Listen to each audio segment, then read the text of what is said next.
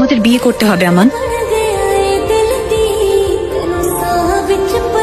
কাল রাতে সবাই আমার বিয়ের কথা বলছিল, বাবা চাকরি বাকরি স্ট্যাটাস আরো কি কি যেন বলছিল। আমি বুঝে গেছি বাবা কোনোভাবেই তোমার সাথে আমার বিয়ে দেবে না। আমান, আমাদের এখনই বিয়ে করতে হবে। বিয়ে তো করবোই পল্লবী, কিন্তু এভাবে হঠাৎ এখন পালিয়ে বিয়ে করার জন্য অস্থির হচ্ছে কেন? এখন পালালে মানুষ শুধু আমাকেই খারাপ বলবে। যদি এঙ্গেজমেন্ট বা বিয়ের সময় পালাই তাহলে পুরো পরিবারকে খারাপ বলবে। এটা আমি নিতে পারবো না।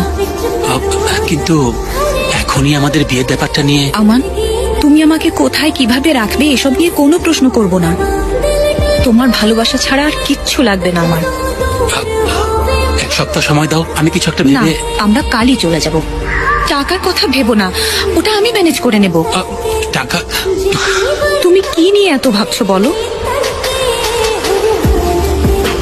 তুমি আমাকে বিয়ে করতে চাও তো?